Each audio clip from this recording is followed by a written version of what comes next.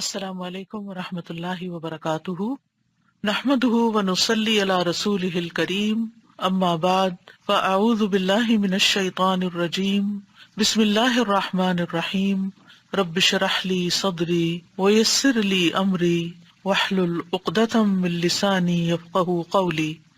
وَإِذَا سَأَلَكَ عِبَادِي عَنِّي فَإِنِّي قَرِيبٌ أُجِيبُ دَعْوَةَ الدَّاعِ إِذَا دَعَانِ فَلْيَسْتَجِيبُوا لِي وَلْيُؤْمِنُوا بِي لَعَلَّهُمْ يَرْشُدُونَ۔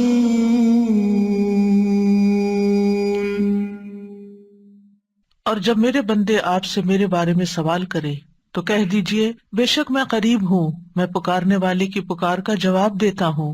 جب وہ مجھے پکارے تو ان کو چاہیے کہ وہ میرا حکم مانے اور مجھ پر ایمان رکھیں تاکہ وہ ہدایت پائیں۔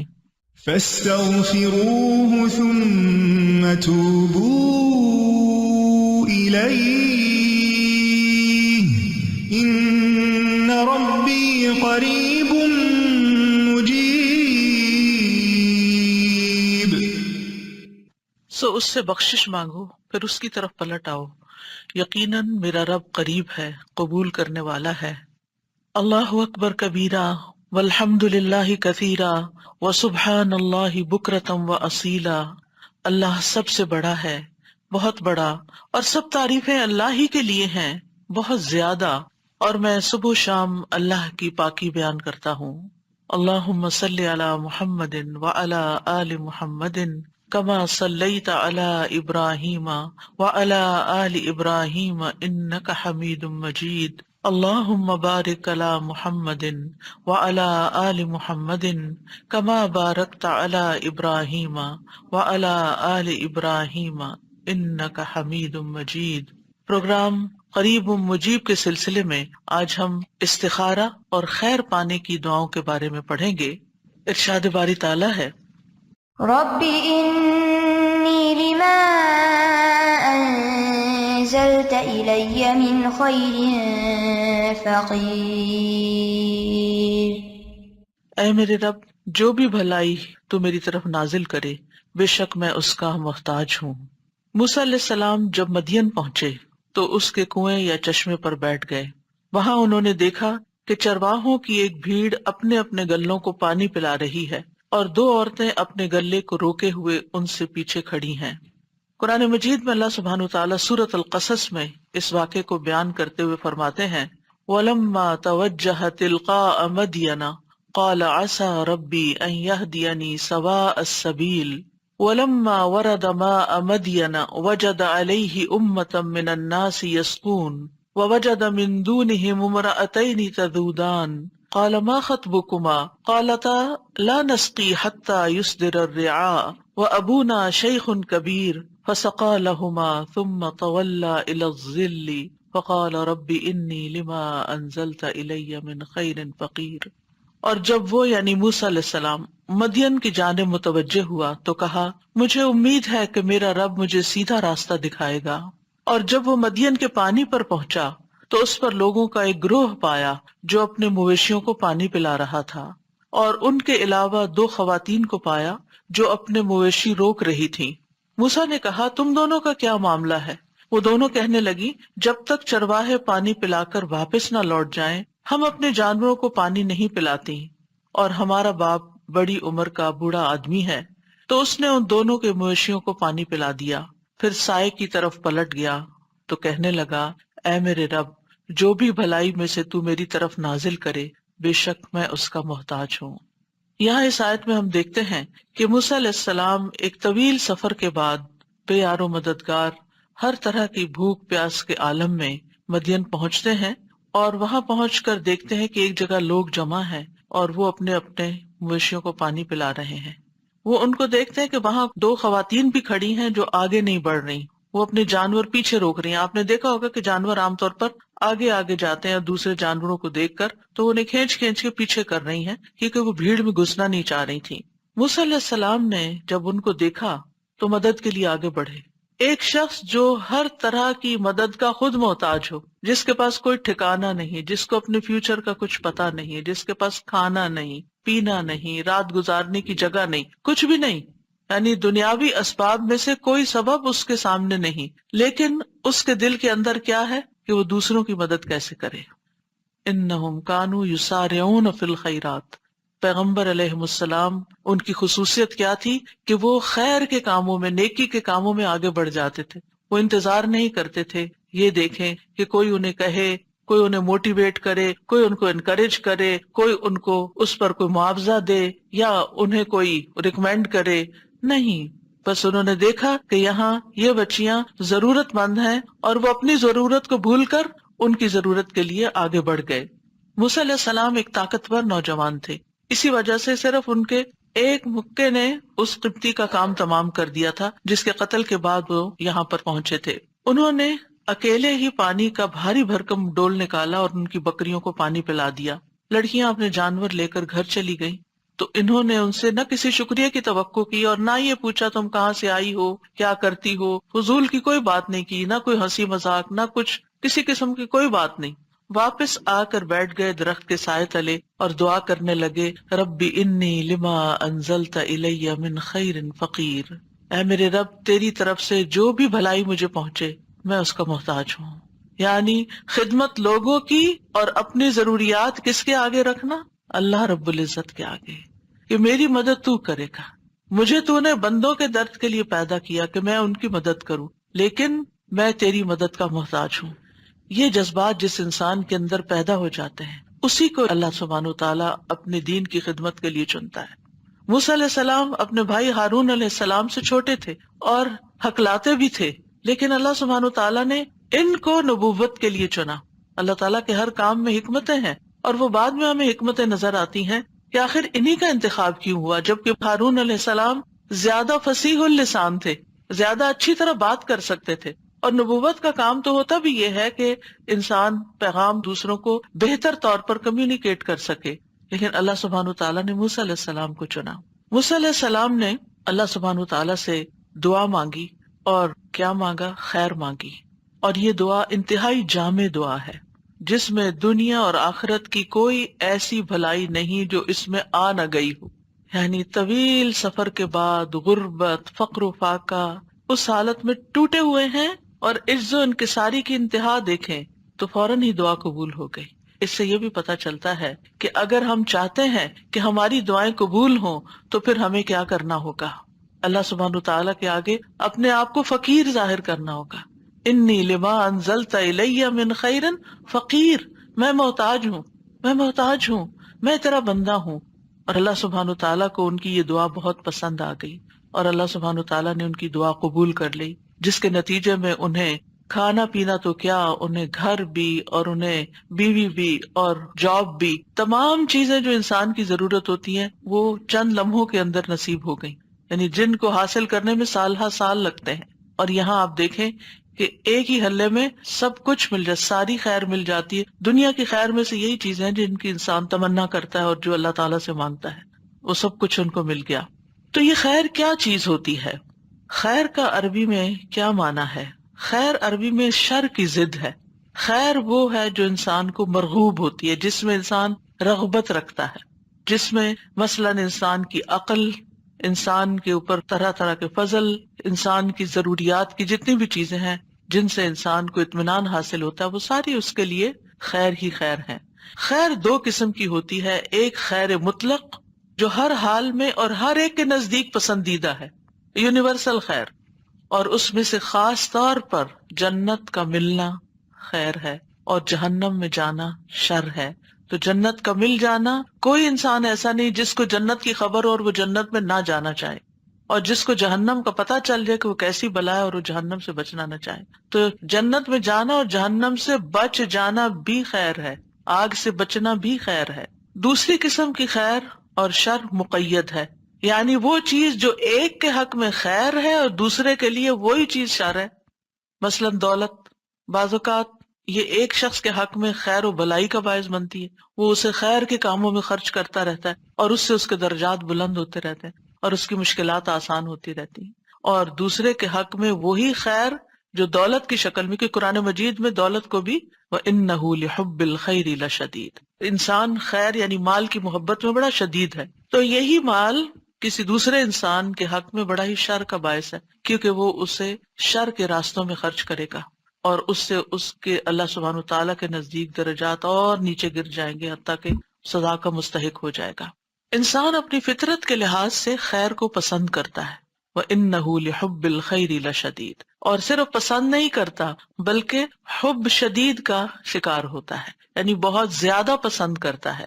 سورۃ فصلت میں آتا ہے لا يسأم الانسان من دعاء الخیر وإن مسه الشر فیئوس قنوط، انسان خیر کی دعا مانگنے سے تھکتا نہیں، اور اگر اسے کوئی تکلیف پہنچ جائے تو نہایت مایوس اور بہت نا امید ہو جاتا ہے، ڈپریسڈ ہو جاتا ہے.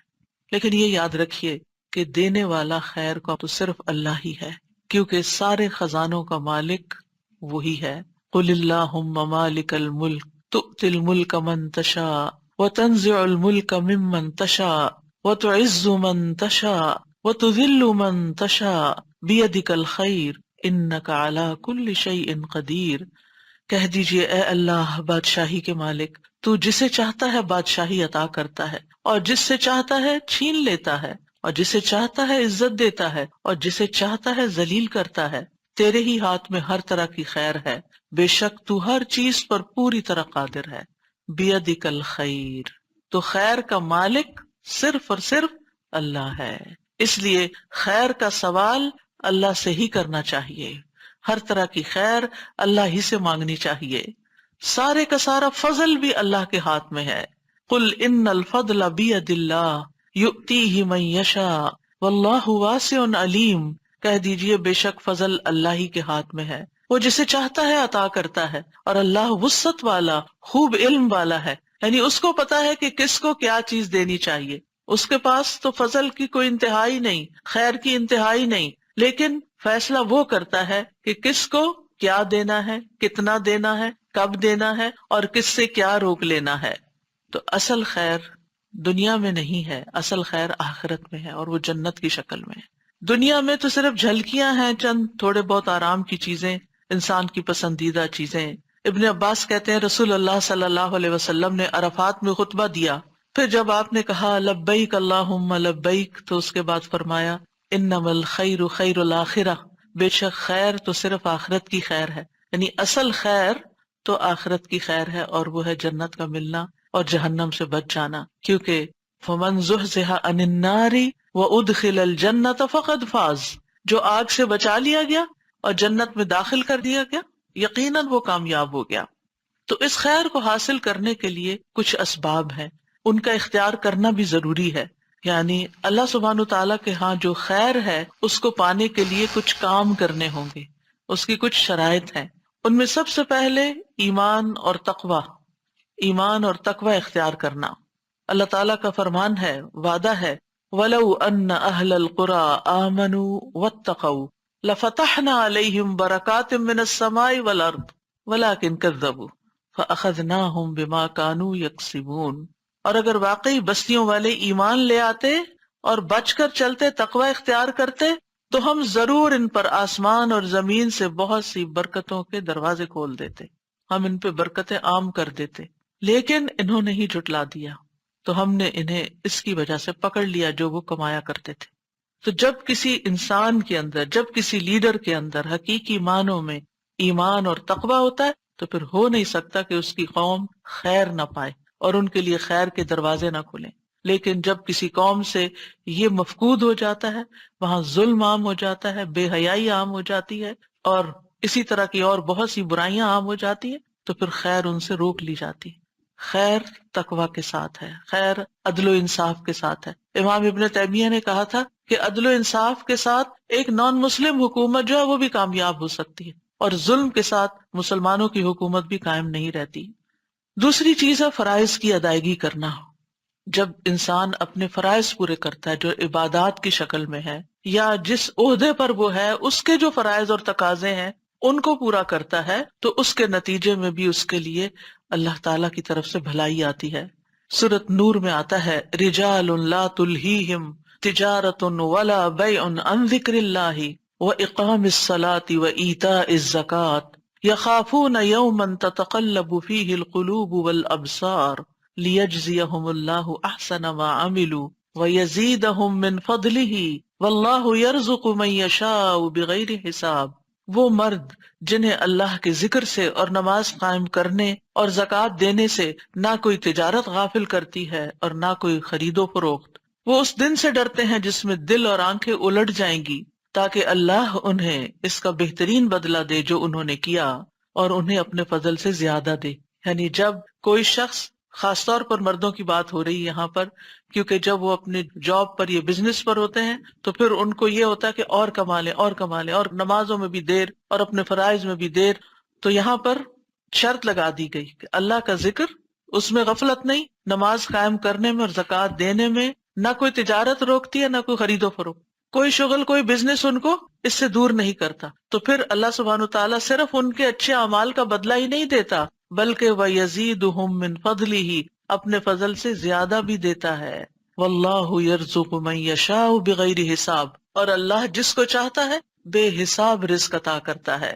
یعنی بعض اوقات اللہ سبحانہ وتعالیٰ آزمائش کے طور پر کسی نافرمان کو بھی وقتی طور پر کھلی چھوٹ دے دیتا ہے، پھر اس کی رسی کھینچ لیتا ہے۔ تیسری چیز ہے اللہ تعالیٰ کی اطاعت کرنا۔ عبداللہ بن مسعود سے روایت ہے، وہ کہتے ہیں کہ رسول اللہ صلی اللہ علیہ وسلم نے فرمایا، جو چیز تمہیں جنت کے قریب کر سکتی ہے میں نے تمہیں اس کا حکم دے دیا، اور جو چیز تمہیں جہنم کے قریب کر سکتی ہے میں نے تمہیں اس سے منع کر دیا۔ روح القدس یعنی جبریل نے میرے دل میں یہ بات ڈالی ہے کہ کوئی جان اپنے رزق کی تکمیل کے بغیر نہیں مرتی، یعنی جب تک اس کا رزق پورا نہیں ہوتا وہ نہیں مرتا انسان۔ پس تم اللہ تعالیٰ سے ڈرو اور رزق کی تلاش میں میانہ روی اختیار کرو، کہیں ایسا نہ ہو کہ رزق کا مؤخر ہونا، ڈیلے ہونا تمہیں اس بات پر اکسا دے کہ تم اللہ تعالیٰ کی نافرمانیاں کر کے، یعنی حرام طریقے اختیار کر کے اس کی تلاش میں پڑ جاؤ کہ حلال سے تو کوئی چیز نہیں مل رہی تو حرام سے ہی لو۔ یاد رکھو جو کچھ اللہ تعالیٰ کے پاس ہے اسے اللہ تعالیٰ کی اطاعت سے ہی حاصل کیا جا سکتا ہے، لہٰذا انسان اللہ تعالیٰ کی اطاعت سے کبھی بھی منہ نہ موڑے۔ پھر اسی طرح نرمی اختیار کرنا خیر لانے کا باعث ہوتا ہے۔ ابو درداء کہتے ہیں نبی صلی اللہ علیہ وسلم نے فرمایا، جس شخص کو نرمی میں سے حصہ مل گیا اسے اس کی بھلائی کا حصہ بھی مل گیا، اور جو شخص خیر کے اس حصے سے محروم رہا وہ بھلائی سے بھی محروم رہا۔ پھر خیر کے دروازے کون سے ہیں؟ نبی صلی اللہ علیہ وسلم نے فرمایا، کیا میں تمہیں خیر کے دروازے نہ بتاؤں؟ روزہ ڈھال ہے، صدقہ گناہوں کو ایسے بجھا دیتا ہے جس طرح پانی آگ کو بجھا دیتا ہے۔ تو روزہ بھی خیر کے دروازے، نیکی اور بھلائی کے راستے آسان کرتا ہے، اور پھر الٹیمیٹلی اس کے نتیجے میں اللہ سبحانہ وتعالیٰ کی طرف سے خیر ملتی۔ رمضان کے روزے تو خیر ہم پر فرض ہیں، لیکن عام دنوں میں اگر آپ اپنی کوئی حاجت ہے، کوئی مطلب ہے، کوئی ضرورت ہے اللہ تعالیٰ سے، کوئی دعا ہے جو آپ چاہتے ہیں قبول ہو جائے، تو اس کے لیے روزہ رکھیں، کیونکہ روزہ دار کی دعا قبول ہوتی ہے، خاص طور پر افطار کے وقت کی۔ اور امید ہے کہ آپ افطار کے وقت بیٹھ کر دعا کرنے کا اہتمام کرتے ہوں گے اپنے گھر والوں کے ساتھ، کیونکہ وہ یعنی کہ مزدوری کی اجرت کا وقت آ گیا، اور اس وقت اگر انسان ادھر ادھر غافل ہو جائے تو محرومی کی بات ہوتی ہے۔ اور پھر دوسرا یہ کہ صدقہ بلاؤں کو ٹالتا ہے، صدقہ مصیبت کو دور کرتا ہے، لہٰذا انسان صدقہ خیرات کثرت سے کرتا رہے، اور اللہ تعالیٰ کا وعدہ ہے کہ جو تم خرچ کرو گے اللہ سبحانہ وتعالیٰ اس کے پیچھے اور لے آئے گا۔ تم آگے دیتے جاؤ گے، تمہارے رزق میں کمی نہیں ہوگی، تمہاری قسمت میں جو ہے وہ تو تمہیں مل کے ہی رہے گا، وہ تمہارے پیچھے آئے گا۔ تم دینے والے بنو، اس سے کیا فائدہ ہوگا کہ وہ نکلتا جاتا ہے نا، وہ آگے چلتا جاتا ہے، اجر ثواب آخرت کے لیے اکٹھا ہوتا جاتا ہے، اور دنیا میں جو استعمال کرنا وہ بھی آ جائے گا، کیونکہ دینے والا تو اللہ ہے نا۔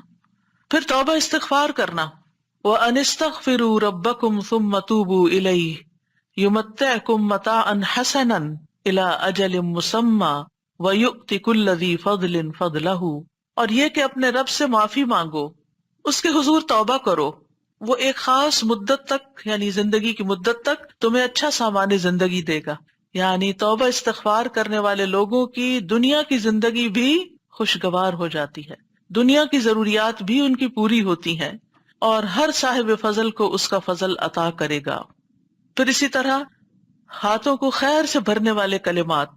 عبداللہ بن ابی اوفا کہتے ہیں ایک شخص نبی صلی اللہ علیہ وسلم کی خدمت میں آیا اور کہنے لگا کہ میں قرآن سے کچھ یاد نہیں کر سکتا، آپ مجھے کچھ سکھا دیجئے.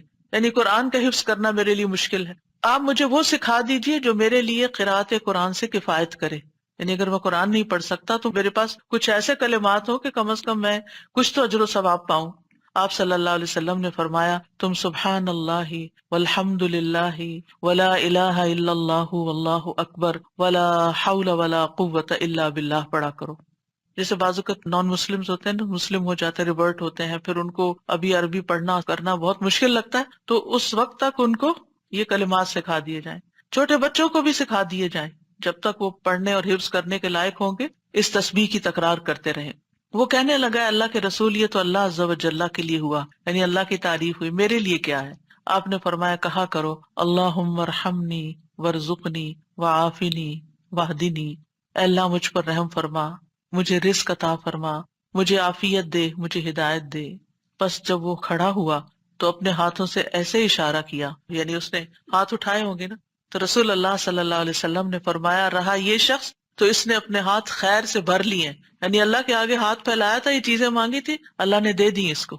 تو پہلے بھی بات ہو چکی ہے کہ اللہ تعالیٰ کی حمد و ثنا کے بعد جو دعا کی جائے وہ دعا قبول ہوتی ہے. لہٰذا یہ ذکر کر کے پھر انسان یہ دعا بھی اپنی پڑھ لے. رات کے وقت جب انسان کی آنکھ کھلتی ہے تو اس وقت بھی یہ لا الہ الا اللہ وحدہ لا شریک لہ آخر تک پڑھ کے پھر اللہم اغفر لی یا کوئی بھی دعا کرتا ہے تو دعا قبول ہوتی ہے. تو اس سے پتہ یہ چلتا ہے کہ جب بھی آپ دعا کرنے لگیں تو پہلے اللہ تعالیٰ کی تسبیح یا درود شریف ان چیزوں کا اہتمام کر لیں تو قبولیت کے چانسز بڑھ جاتے ہیں. جہاں کچھ کام خیر میں اضافے کا باعث بنتے ہیں وہاں کچھ چیزیں خیر سے محروم کرنے کا بھی باعث بنتی ہیں، جن میں اول درجے میں گناہ اور نافرمانی کے کام. عبداللہ بن عمر کہتے ہیں کہ رسول اللہ صلی اللہ علیہ وسلم متوجہ ہوئے اور فرمایا اے مہاجرین کے گروہ، 5 آزمائشیں ہیں جن میں تم مبتلا ہوگے اور میں اس بات سے اللہ کی پناہ چاہتا ہوں کہ تم ان کو پاؤ. نمبر 1، جب کسی قوم میں بدکاری عام ہو جاتی ہے اور وہ اعلانیہ اس کا ارتکاب کرتے ہیں تو ان میں طاعون اور مختلف بیماریاں جو ان کے اسلاف میں نہیں تھی پھیل جاتی ہیں، یعنی زنا کے نتیجے میں جس قوم میں یہ برائی عام ہو جاتی ہے تو پھر ان میں نئی نئی بیماریاں پھوٹ پڑتی ہیں.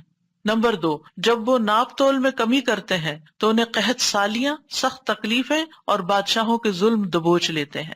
نمبر 3، جب لوگ اپنے مال سے زکوٰۃ ادا کرنے سے رک جاتے ہیں تو آسمان سے بارش کا نزول بند ہو جاتا ہے، اگر چوپائے نہ ہوتے تو ان پر بارش نازل نہ ہوتی. نمبر 4، جب لوگ اللہ اور اس کے رسول کا عہد و پیمان توڑ دیتے ہیں تو اللہ ان پر دوسری قوموں میں سے دشمن مسلط کر دیتا ہے. یعنی جب قوم اجتماعی طور پر اللہ سے کوئی وعدہ کرتی ہے، جیسے پاکستان بناتے ہوئے لوگوں نے کہا تھا کہ پاکستان کا مطلب کیا، لا الہ الا اللہ، وہ تو رہ گیا پیچھے اور کبھی نئے پاکستان کا نعرہ لگا اور کبھی کسی اور پاکستان کا، تو جو اصل مقصد تھا وہ کہاں گیا؟ توحید کی بجائے شرک عام ہونے لگا. تو یہ قوم جب اپنا وعدہ توڑ دیتی ہے تو پھر اللہ تعالیٰ اور قوموں کو ان پہ مسلط کر دے، وہ پھر اپنے فیصلے خود نہیں کرتی، دوسری قومیں ان کے فیصلے کرتی ہیں. نمبر 5، جب مسلمانوں کے حکمران اللہ کی کتاب کے مطابق فیصلہ نہیں کرتے اور اس کے نازل کردہ قوانین کو ترجیح نہیں دیتے تو اللہ تعالیٰ ان کو آپس میں لڑا دیتا ہے. یعنی جس قوم کے اندر اللہ کی کتاب کے مطابق فیصلہ نہیں ہوتا اور اللہ کے قانون کے مطابق فیصلہ نہیں ہوتا، یعنی مسلمان حکمران اس کو ترجیح نہیں دیتے اور چیزوں کو ترجیح دیتے ہیں، تو پھر ان کی آپس کی لڑائیاں شروع ہو جاتی ہیں، یعنی آپس میں ہی پھوٹ پڑ جاتی ہے. تو اس لیے ان برائیوں اور ان گناہوں سے بھی بچنا چاہیے جن کے اثرات دنیا میں بھی انسان پر آتے ہیں اور انسان سفر کرتے ہیں. حسن بصری کہتے ہیں اللہ کی قسم بادل میں تمہارے لیے رزق ہے لیکن تم اپنی غلطیوں اور اعمال کی وجہ سے اس سے محروم کر دیے جاتے ہو. وَفِي السَّمَاءِ رِزْقُكُمْ وَمَا تُوعَدُونَ، آسمان میں، آسمان سے مرادیاں بادل ہیں اور اس سے اوپر بھی ظاہر اللہ کے فیصلے ہیں. تو یہ رزق ہے تمہارے لیے لیکن تم تک کیوں نہیں پہنچتا؟ کیونکہ تمہارے گناہوں نے آگے آڑ بنا لی. تو اس لیے استغفار جب انسان کرتا ہے، گناہوں سے توبہ کرتا ہے تو اللہ سبحانہ وتعالیٰ وہ رکاوٹیں دور کر دیتا ہے اور رزق کی بارش ہونے لگتی ہے. پھر اسی طرح آپس کا لڑائی جھگڑا، چاہے ہسبینڈ وائف میں ہو، چاہے بچوں میں ہو، چاہے خاندان کے اندر ہو، چاہے کسی قوم کے اندر ہو، تو یہ جو باہمی لڑائیاں ہیں یہ بھی انسان کو خیر سے محروم کر دیتی ہیں. نبی صلی اللہ علیہ وسلم لیلۃ القدر کی خبر دینے کے لیے تشریف لائے کہ 2 مسلمان آپس میں جھگڑنے لگے. آپ نے فرمایا میں تمہیں لیلۃ القدر بتانے کے لیے باہر آیا تھا، لیکن فلاں فلاں جھگڑ پڑے تو اس کی معرفت کو اٹھا لیا گیا، امید ہے کہ تمہارے لیے یہی بہتر ہوگا، لہٰذا اب تم اسے 9ویں 7ویں اور 5ویں رات میں تلاش کرو، یعنی آخری عشرے میں۔ پھر اسی طرح سختی، جریر رضی اللہ عنہ کہتے ہیں کہ نبی صلی اللہ علیہ وسلم نے فرمایا جس شخص کو نرم خوئی سے محروم کر دیا گیا وہ بھلائی سے محروم کر دیا جاتا ہے۔ سب سے پہلے زبان کی نرمی ہوتی ہے۔ آپ دیکھیں کہ بعض اوقات ہسبینڈ وائف کی لڑائی میں ایک خاموش ہے، ایک آہستہ بات کر رہا ہے، ایک تحمل سے بات کر رہا ہے، اور دوسرا انتہائی بدتمیزی اور بد اخلاقی سے بات کر رہا ہے اور کرتا ہی چلا جا رہا ہے، انتہائی ڈس ریسپیکٹفل۔ اب آپ خود سوچئے کس کو شر پہنچے گا؟ یعنی میں نہ میل کی بات کرتی ہوں نہ فیمیل کی، جو بھی بدتمیزی اور بد اخلاقی پہ اترے گا، جو بھی دوسرے کی رسپیکٹ نہیں کرے گا، جو بھی بد زبانی کرے گا، نقصان اسی کا ہوگا۔ سب سے پہلے تو یہ کہ ان پیار کے رشتوں میں آپ دیکھیں ہسبینڈ وائف کا رشتہ ایک پیار کا رشتہ ہوتا ہے، جب آپ اپنے پیارے رشتے میں بدتمیزی کرنے لگتے ہیں تو کیا آپ پیار حاصل کر سکتے ہیں؟ کیا آپ خیر پا سکتے ہیں؟ دو دوست ہوں، اگر ایک دوست دوسرے پہ چڑھائی کرتا، ہر بات پہ لڑائی، تو وہ کب تک آپ کو برداشت کرے گا؟ وہ آپ کو چھوڑ دے گا۔ پھر اسی طرح بچوں کے بیچ میں بھی آپس میں ہو، یا نیبرز میں ہو، یا کسی ملک کے افراد میں، یا پارٹیوں میں، یا جماعتوں میں، یا کسی میں بھی، تو نتیجہ کیا ہوتا ہے؟ جو اصل کرنے کے کام ہوتے ہیں وہ پیچھے رہ جاتے ہیں، مقاصد بھول جاتے ہیں۔ یعنی مثلاً آپ نے کوئی جوائنٹ وینچر شروع کیا دینی اداروں میں، مسجدوں میں، اسلامک سینٹرز میں، آپ نے کوئی مل جل کے ایز اے ٹیم ایک پروجیکٹ شروع کیا اور پھر آپس میں آپ لڑ پڑے، پروجیکٹ کیسے پورا ہوگا؟ خیر کہاں سے آئے گی؟ سوال ہی پیدا نہیں ہوتا۔ میاں بیوی نے مل کے کوئی کام شروع کیا، کوئی گھر بنانا شروع کیا، کوئی اور کام شروع کیا، آپس میں ہی لڑائی ختم نہیں ہوتی تو کیا ہوگا؟ دونوں آدھا آدھا کر کے الگ الگ ہو جائیں گے۔ تو سب سے پہلے ہمیں جس چیز کو، اور خصوصاً نبی صلی اللہ علیہ وسلم نے عورتوں کو جس بات کی تلقین کی تھی وہ کیا تھی؟ آپ نے فرمایا میں نے عورتوں کی اکثریت کو جہنم میں دیکھا ہے۔ تو کہا گیا کہ کیا وہ ہماری مائیں بہنیں نہیں ہیں؟ فرمایا کہ وہ شوہر کی ناشکری ہوتی ہیں، یعنی جو کچھ وہ ان کو دیتا ہے اس پر وہ شکر گزار نہیں ہوتی، کبھی خوش راضی نہیں ہوتی، اور دوسری بات زبان کا غلط استعمال کرتی ہیں، زبان کا غلط استعمال۔ اور اگر دیکھا جائے تو اوور آل ہم خواتین ایک تو بولتی زیادہ ہیں، اور جو بولتا زیادہ ہے وہ غلطی بھی زیادہ کرتا ہے، اور پھر اس بولنے میں ہم بعض اوقات حد کراس کر جاتے ہیں، چاہے بچوں کے ساتھ ہم بول رہے ہوں، چاہے ہسبینڈ کے ساتھ، چاہے کسی اور کے ساتھ۔ تو یہ ہمارا ٹیسٹ ہے، یعنی ہم خواتین کا ایک امتحان ہے کہ ہم اپنی زبان کو کنٹرول میں رکھیں۔ اور میں نے دیکھا ہے کہ جو خواتین سمجھدار ہوتی ہیں اور حکمت ہوتی ہیں، وہ مشکل سے مشکل وقت میں، کل ہی مجھے کوئی بتا رہا تھا کہ ان کی والدہ بہت پڑھی لکھی تو نہیں تھی لیکن شدید غصے والی بھی تھی، جو ہی ان کو غصہ آتا تو ان کی آنکھیں بھی بعض اوقات لال ہو جاتی تھی، لیکن وہ ایک لفظ زبان سے نہیں نکالتی تھی، وہ الگ ہو جاتی اور جا کے نماز شروع کر دیتی۔ وَاسْتَعِینُوا بِالصَّبْرِ وَالصَّلَاةِ، اللہ سے مدد مانگنا مشکل ترین حالات میں، کیونکہ آپ جتنا بولتے جاتے ہیں نا اتنا اپنی عزت کو لوز کرتے جاتے ہیں، اپنے مقام سے یوں سمجھے کہ نیچے کو گرنا شروع ہو گئے، انسانوں کی نگاہ میں بھی اور اللہ کی نگاہ میں بھی۔ تو حاصل کچھ بھی نہ ہو، ہر خیر سے آپ محروم ہو گئے، جو خیر آپ کو ملنی تھی وہ آپ سے چھنتی چلی گئی۔ تو اس لیے نبی صلی اللہ علیہ وسلم نے فرمایا مَن يُحْرَمِ الرِّفْقَ يُحْرَمِ الْخَيْرَ، جو نرم خوئی سے، نرم کلام سے، نرم رویے سے، نرم معاملے سے محروم ہوا، ہر خیر سے محروم ہو گیا۔ پھر کیا پایا؟ اور پھر ناشکرا پن نعمتوں کو ختم کر دیتا ہے، قدر نہ کرنا دوسروں کی۔ اللہ تعالیٰ سورۃ النحل میں فرماتے ہیں اور اللہ نے ایک بستی کی مثال بیان کی جو امن والی، اطمینان والی تھی، یعنی اس کے اندر بڑی خیر تھی، پرسکون تھے وہ لوگ، اس کے پاس اس کا رزق کھلا ہر جگہ سے آ رہا تھا، ہر طرف سے رزق کی بھرمار تھی۔ تو اس بستی والوں نے اللہ کی نعمتوں کی ناشکری کی تو اللہ نے اسے بھوک اور خوف کا لباس پہنا دیا، اس کے بدلے جو وہ کیا کرتے تھے، یعنی ناشکری کے بدلے۔ یعنی کہاں یہ کہ ہر طرف سے رزق آتا تھا، قوم سبا کی مثال آپ کے سامنے، ان کے پاس ہر طرح کی نعمتیں تھی لیکن ناشکری کی تو سب کچھ چھن گیا، کھنڈر ہو گئے گھر بار، اور ان کے لوگ دنیا بھر میں تتر بتر ہو گئے۔ اور اب محاورے کے طور پہ بولتے تھے ایسے تتر بتر ہوئے جیسے قوم سبا ہوئی تھی، یعنی کسی خاندان کے اندر کوئی اختلاف فساد ہوتا تو اس کی وجہ سے وہ یہ مثال دیا کرتے تھے، ضرب المثل بن گئے۔ تو اس لیے ان چیزوں سے بچنے کی بھی ضرورت ہے جو انسان کو خیر اور بھلائی سے محروم کر دیتی ہیں۔